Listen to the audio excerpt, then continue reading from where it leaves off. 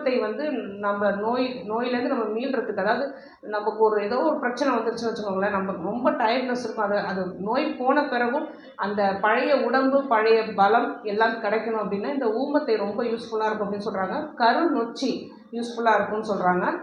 ஏலக்காய் நம்ம நோயிலிருந்து மீண்டவர்களுக்கு வந்து பழைய உடல் பலத்தை கொடுக்கும் அப்படின்னு சொல்கிறாங்க.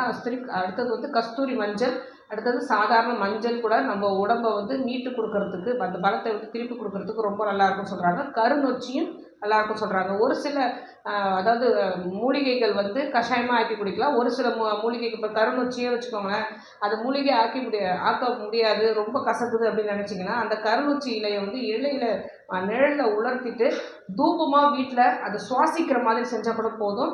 ஒரு என்ன சொல்கிறது, அந்த ஒரு கொட்டாஞ்சி எரிய விட்டு அதை கறி எடுத்து அதை தணலாக்கி அதில் இந்த நிழலை உலர்த்தின இலைகளை வந்து நல்லா கசக்கிட்டு